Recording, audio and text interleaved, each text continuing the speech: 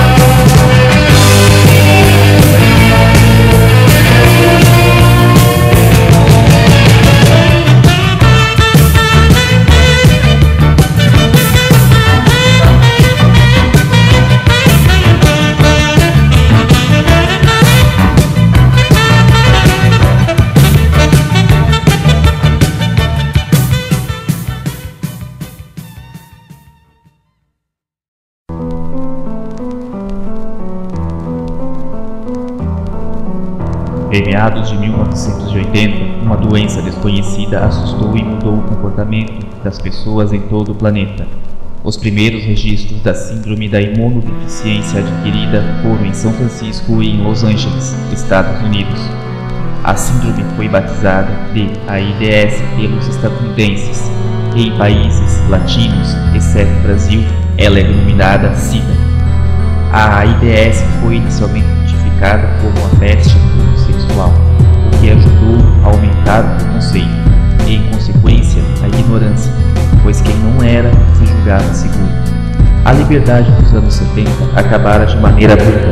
Repentinamente, o mundo não era mais o mesmo. Mudaram os costumes e as pessoas tiveram que amadurecer. Ser de soro positivo era o mesmo que decretar a sentença de morte.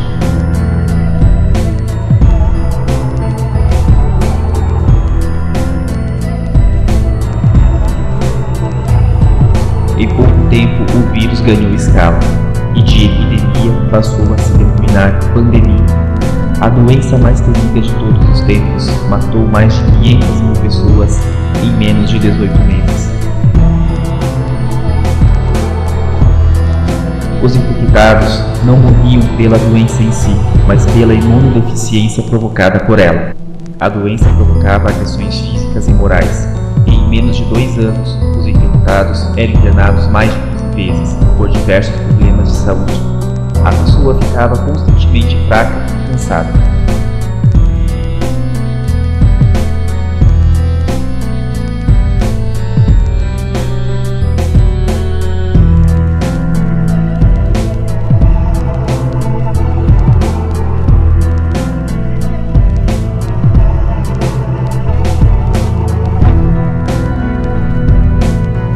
É composto de um sistema imunológico natural, com milhões de anticorpos, que combate infecções, vírus e bactérias. O número de anticorpos em pessoas com vírus é reduzido drasticamente.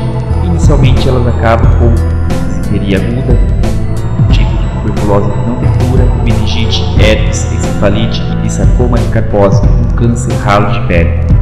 Em 1980, os cientistas não conseguiam identificar a causa da transmissão da doença, mas podiam apontar o perfil dos primeiros tipos de pessoas atingidas pela AIDS.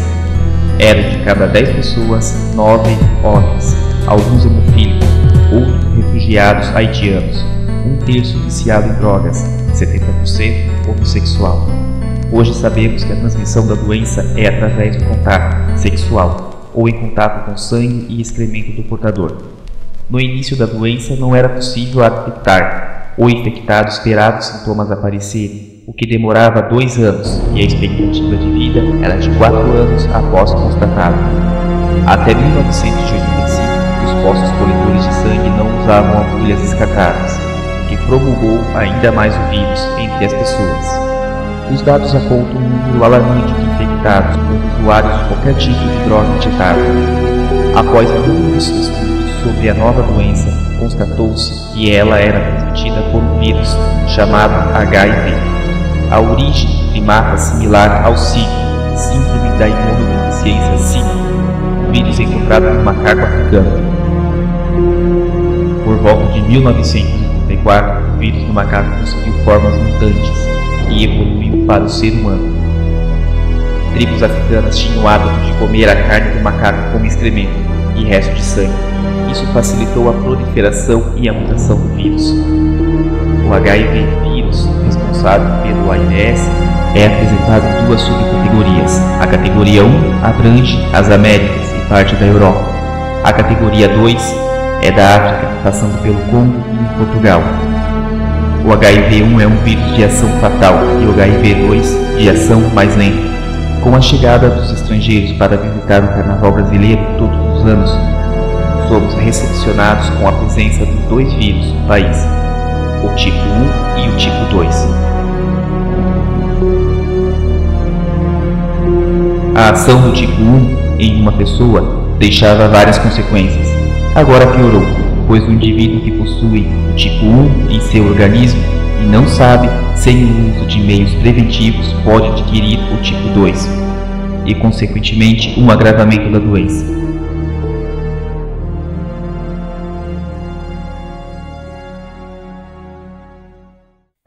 De mesma forma, aquele que possui o vírus de qualquer categoria em seu organismo ainda pode aumentar a vulnerabilidade de seu corpo quando deixa de se proteger. O meio de proteção mais comum é o uso de preservativos em contato com o parceiro.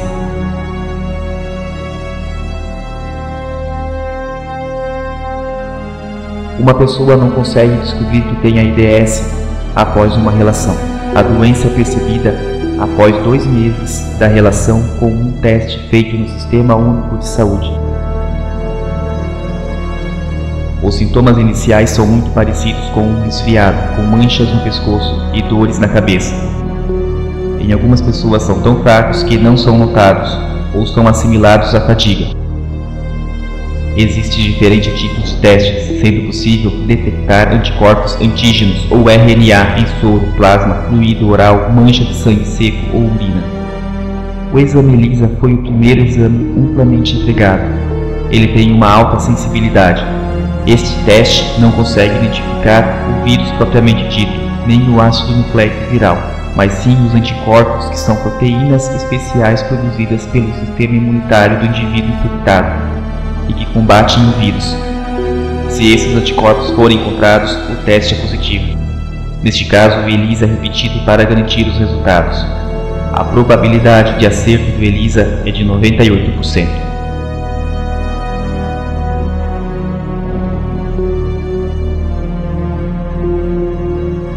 Caso o exame tenha como resultado positivo, o paciente é submetido a outro exame, pois o que o ELISA detecta é a proteção alta contra alguma carga viral em seu sangue, e uma pessoa com gripe, por exemplo, tem alta carga viral e pode não estar infectada. Então é realizado o teste Western blot e a probabilidade passa a ser 99,4% de exatidão. Caso os testes deem positivo, o portador é submetido a novo teste após 6 meses para comprovação.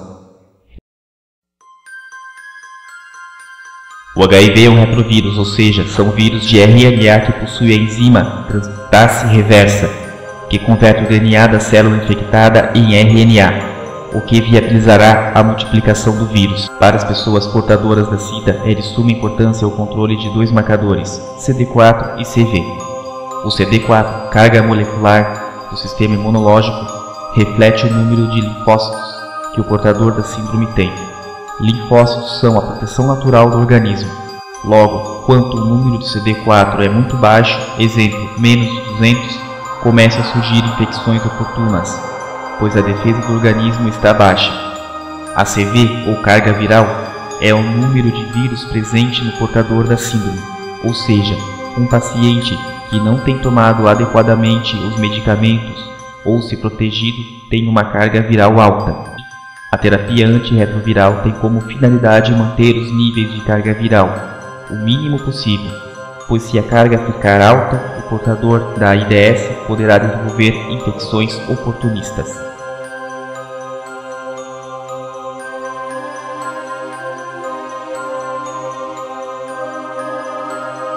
Se o portador tem uma carga de CD4 alta, é bom, pois o CD4 é a forma que o organismo se defende dos vírus e dos patógenos.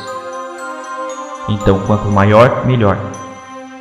O CD4 também é o índice que define quais medicamentos do chamado coquetel o portador tem que tomar e quando começar a tomar. O coquetel é altamente viciante ao organismo.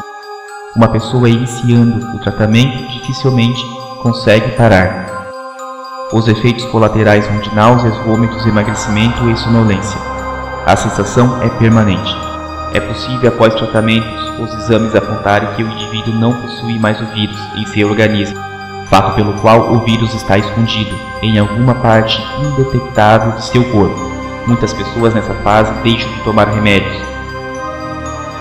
60 milhões de pessoas já foram infectadas pelo vírus desde o início da epidemia. Atualmente, 40 milhões de pessoas convivem com o vírus, dados fornecidos pelo Programa das Nações Unidas. O Brasil hoje tem 363 mil casos acumulados, sendo 15% estão entre jovens de 13 a 14 anos, o que caracteriza a chamada juvenilização da doença, dados fornecidos pelo Ministério da Saúde.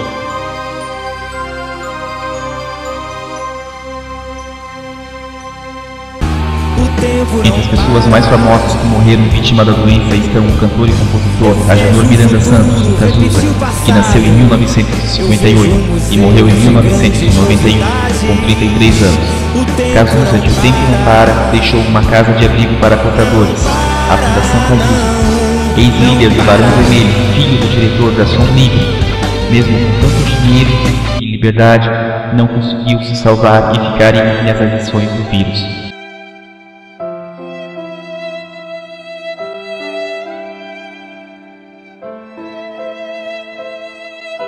O roqueiro Renato Russo, nascido em 1960, estava entrando na adolescência quando a epidemia explodiu no país. A doença matou em 1996, com 36 anos, e já consagrado como um dos mais bem-sucedidos artistas da música brasileira nos anos 80 e 90, com 5 milhões de discos vendidos. Outro famoso, nascido em 1960, foi Conrado Segrete, o mais aclamado artista do Brasil, no fim dos anos 80 e início dos anos 90. Resistiu até 1992, quando tinha 32 anos. A longa lista ainda inclui o galã Lauro Corona, nascido em 1957, morreu em 1989. No auge de sua carreira como ator da TV Globo, depois de ter atuado em Dance Day e Vereda Tropical.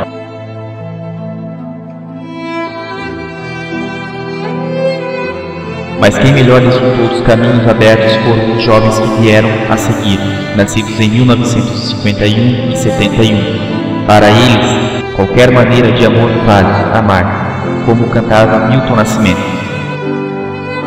Vejamos a seguir imagem dos africanos, um continente onde mais de 50% das pessoas sofrem sem esperança.